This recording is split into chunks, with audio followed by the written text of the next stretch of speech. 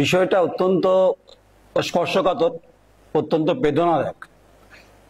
গতকাল সন্ধ্যায় এটা নিয়ে দ্য কোয়েরি স্টুডিওতে ডিবেট হয়েছে কসবা ল কলেজের গণধর্ষণের ঘটনার পরিপ্রেক্ষিতে। 3 জন গ্রেপ্তার হয়েছে।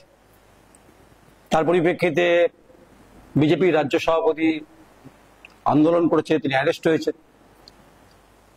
মীনাক্ষী মুখার্জি আক্রমণ করেছেন, তো বিরোধীরা করবেই, কিন্তু শাসক দলের অন্দরে যদি একে অপরের বিরুদ্ধচারণ করে, এটাকে কোন সংস্কৃতি বলবেন আপনি? তাই মদন বান নতুন কিছু নয়। মদন বান এমনটাই ভয়ঙ্কর, তিনি আরজি করের ক্ষেত্রেও বলেছিলেন কত চাই, মানে মুখ্যমন্ত্রীকে এক ধাপ এগিয়ে গিয়ে মদন বান বলেছিলেন কত চাই, টাকা চাইলে দেওয়া যাবে। তীব্র নিন্দা হয়েছে, ছিচি হয়েছে, দল তখনও কন্ডেম করেছে। এরা বলবে আর দল কন্ডেম করবে, এই তো। মানে বাংলার সমাজ এবং হৃদয়কে তিনি ব্যথিত করবেন, আর শাসক দল নেতা যারা আছেন তারা বলবেন, তারপরে শোকজ করা হবে। মানে যা বলা হয়ে গেল। মেয়েটি গেছে কেন? মেয়েটি সঙ্গে কাউকে নিয়ে যায়নি কেন? একা একা গেছে কেন? পুরুষতান্ত্রিক সমাজ ব্যবস্থায় নারীবাদের কথা যখন আমরা বলি, কেন পুরুষতান্ত্রিক সমাজ ব্যবস্থার সঙ্গে কি সম্পর্ক আছে? সমাজ ব্যবস্থা নির্ভর করে নারী এবং পুরুষ দুটোকে সমানভাবে দেখা হয়।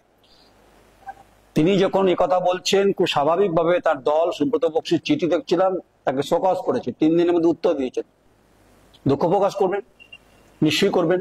আর এই যে কথাটা উনি বললেন, সারা বাংলা জুড়ে বাংলার আপামর জনসাধারণ যারা রাজনীতিটা বোঝেন না, যারা রাজনীতির সঙ্গে যাদের কোনো সম্পর্ক নেই, যারা গ্রামে বাস করেন, যারা গ্রামে থাকেন, গ্রামের প্রান্তরে থাকেন, তারাই মদন মিত্রের এই বক্তব্য আর এই মদন বান তারা কিভাবে নিলেন, তারা তো ব্যথিত হয়েছেন। আরজি করের অভয়ের বাবা মাও তো ব্যথিত হয়েছিলেন, তিনি আক্রমণ করেছিলেন। এ তো নতুন কিছু নয়। আসলে মদন মিত্র সবসময় সংবাদে ভেসে থাকতে চান, এটাই হচ্ছে তার সব থেকে বড় বিষয়। কুণাল ঘোষের বক্তব্য শুনছিলাম, তিনিও বলছেন কঠোর থেকে কঠোরতম শাস্তির কথা বলছেন। আবার যদি আপনি উল্টো দিকে কল্যাণ বন্দ্যোপাধ্যায়, যিনি member of parliament, senior leader, তিনি বলছেন যে একজন সহকর্মীকে যদি নিরাপত্তা দিতে না পারি, তাহলে আমরা কিসের সহকর্মী, আমরা কিসের রাজনৈতিক কর্মী? এটাই তো সংস্কৃতি। যে কল্যাণ বন্দ্যোপাধ্যায় বক্তব্য যা বলে, কোট আনকোট বলছি, যে সহকর্মীকেই হচ্ছে নিরাপত্তা দেওয়ার দায়িত্বই হচ্ছে সহকর্মী, যেহেতু আমরা একই রাজনৈতিক অবস্থানে বিরাজ করি। এই নেতাটাকে এ কথা বলেছেন, তার উপরে নেতাকে এতদিন কেন এই ইনকোয়ারি হয়নি? এবং হচ্ছে রে, আমি নারী বিদ্বেষী, তিনি ডাইরেক্ট মহুয়া মৈত্রকে অ্যাটাক করেছেন, বলেছে আমি যদি নারী বিদ্বেষী হই, তিনি 1.5 মাস পর ফিরে এসে তিনি 40 বছরের একটা বিয়ে ভেঙে দিয়ে তিনি বিয়ে করেছেন, আমি নারী বিদ্বেষী। আবার কল্যাণ বন্দ্যোপাধ্যায় বলেছেন যে কৃষ্ণনগর থেকে কোনো নেত্রী যদি ভালো বলে, কোনো মেয়ে, মহিলা, তৃণমূল কর্মী, তাকে নাকি চেপে দেওয়া হয়। এটা বাকবিতণ্ডা চলছে, তৃণমূল কংগ্রেসের অন্দরে চলছে। কল্যাণ বন্দ্যোপাধ্যায়ের বাণীও কার্যত বিভিন্ন সময় ভেসে উঠেছে, আরজি করের সময় ভেসে উঠেছে। যারা আন্দোলন করছিল তাদেরকেও তিনি ভাসিয়ে দিয়েছেন গঙ্গার জলে, বিভিন্ন বক্তব্য, বিভিন্ন ধরনের কটূক্তি করে। তাই আজকে তার বোধোদয় বিলম্বিত কিনা বলতে পারবো না, তিনি কিন্তু কথাটা বলেছেন। তাকেও দল কি ব্যবস্থা নেবে, নাকি তিনি শোকজে চিঠি উত্তর দেবেন? তিনি বলছেন আমাকে কন্ডেম করা হোক। আসলে গোটা সমাজটা কোথায় না কোথাও পচনশীল ব্যবস্থার সঙ্গে যুক্ত হয়ে পড়ছে। এটাই খুব দুর্ভাগ্যের, এটাই খুব হচ্ছে হতাশার। আমি দেখছিলাম তার সোশ্যাল মিডিয়ায়, দেখছিলাম তার পরিবারের কাছে সাংবাদিকরা গেছিল, তারা বলছেন যে তদন্ত চলছে, আমরা সন্তুষ্ট, আপাতত সন্তুষ্ট।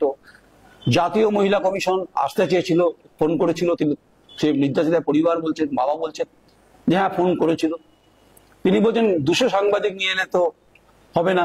তাহলে কোথাও কি ভয় কাজ করছে, কোথাও কি চাপ সৃষ্টি হচ্ছে? যে গণধর্ষণের শিকার হয়েছে, যার বয়ান রেকর্ড হয়েছে, তার পরিবার কি সত্যি আতঙ্কে রয়েছেন অভয়ের বাবা মার মতো? এই প্রশ্ন কিন্তু আজকে বাংলায় হচ্ছে একদম প্রাসঙ্গিক বলে মনে হয়েছে।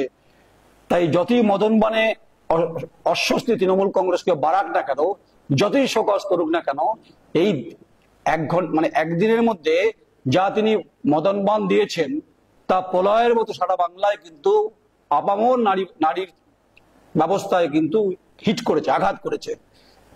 অনেকে বলবেন এটাই কালচার, এটাই উনি বলেন, এভাবে উনি কথা বলতে অভ্যস্ত। এসব আবার শুভেন্দু অধিকারী বিরোধী দলের যে আক্রমণ করেছে, এটা চলতে পারে। আমি বলছি রাজনীতিটা কেন হবে?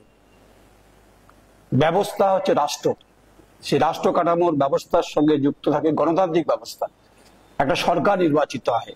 আবার বলছি যে প্রজাতন্ত্র হচ্ছে আমরা যারা সমাজে বিভিন্ন জায়গায় বিভিন্ন কর্নারে বসবাস করি, কেউ ডাক্তার, কেউ উকিল, কেউ ব্যারিস্টার, কেউ সাংবাদিক, কেউ কবি, কেউ সাহিত্যিক, প্রতিবাদের ভাষা প্রজাতন্ত্রই করবে, এটাই স্বাভাবিক। তাই কল্যাণ বন্দ্যোপাধ্যায়ের আপাতত যা কমেন্টস, যা বক্তব্য, তিনি তীব্র নিন্দা করেছেন।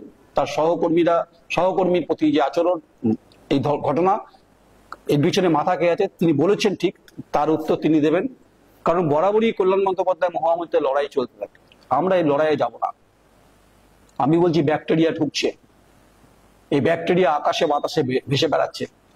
সমাজ ব্যবস্থার পরিবর্তনের কথা যখন যদি বলছি, আবার চলে যেতে হবে কয়েক শতক আগের রাজা রামমোহন রায়ের জমানায়, যুগে, যেখানে সতীদাহ প্রথা ছিল না। আজকে তো সেই বিংশ শতাব্দীতে যখন শুভ্রাংশু শুক্লা যখন মহাকাশে গেছে, আন্তর্জাতিক স্পেস স্টেশনে রয়েছে, চন্দ্রযানে যখন বিক্রম দক্ষিণ মেরুতে অবস্থান করছে, এখন আমরা সেই জায়গায় দাঁড়িয়েছি। আমরা কি সেই সতীদাহ প্রথার যুগে আছি, নাকি শুভ্রাংশু শুক্লার যুগে আছি? আমরা শুভ্রাংশু শুক্লার এবং দক্ষিণ মেরু ইসরোর যে সাফল্য, সেখানে দাঁড়িয়ে আছি। সেখানে নারীদের আপনারা দেখেননি? জম্মু কাশ্মীরের ঘটনা পরিপ্রেক্ষিতে দেখেননি আপনার? ভূমিকাকে দেখেননি? কুরিশিকে দেখেননি আপনারা? ব্ল্যাকআউটের সময়, অপারেশনের সময় দেখেননি আপনারা? এই নারীরাই তো মুতোর জবাব তো দিয়েছে। এ রাজ্যের মুখ্যমন্ত্রী মমতা বন্দ্যোপাধ্যায়, মুখ ও বধির ধর্ষণের পরিপ্রেক্ষিতে জ্যোতিবাবু তখন মুখ্যমন্ত্রী, তিনি মহাকরণ কার্যত বসে গেছিলেন। এটা কেউ ভুলে যায়নি। তার তৈরি হচ্ছে তৃণমূল কংগ্রেস দল, যা গণতন্ত্রে বিশ্বাস করে বলে তারা দাবি করে। আর আমরা যারা প্রজাতন্ত্রের ব্যবস্থার সঙ্গে যুক্ত, বিভিন্ন কথাগুলো বলি সংবাদ মাধ্যম, আমরা প্রজাতন্ত্রের মধ্যেই পড়ি, আমরাও তো ভোটার। আমাদের একটা সত্তা আছে, যে সত্তাটা কি রাজধর্মের সঙ্গে সম্পর্ক আছে? না, রাজধর্মের সঙ্গে কোনো সম্পর্ক নেই, গণতন্ত্রের সঙ্গে সম্পর্ক আছে। আর গণতন্ত্রের সঙ্গে সম্পর্ক আছে বলে চতুর্থ স্তম্ভের ভূমিকায় হচ্ছে খুব গুরুত্বপূর্ণ ফ্রিডম অফ প্রেসের কথা।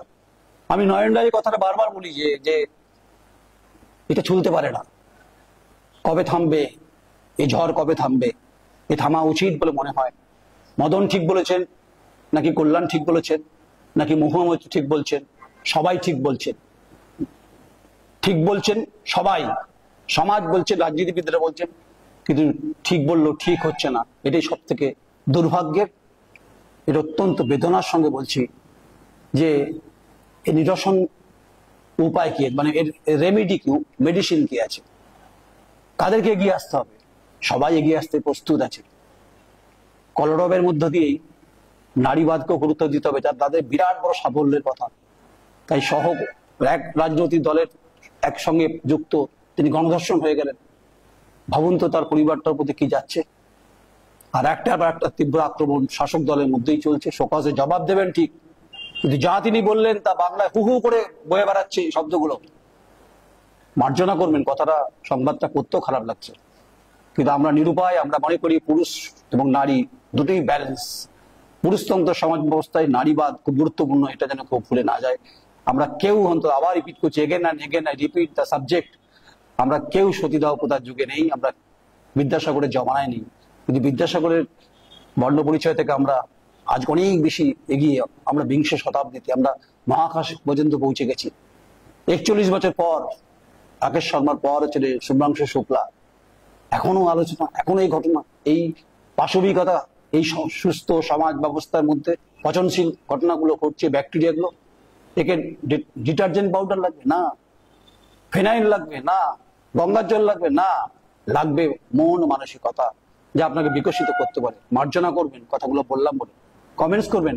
আমার আপনার বাড়ির পরিবার আছে, তাদেরকেও ধাক্কা দিচ্ছে এই শব্দবানগুলো, পলিটিক্যাল সিস্টেমের শব্দবানগুলো। সবাইকেই বলছেন। নমস্কার, আমি নয়ন রায়।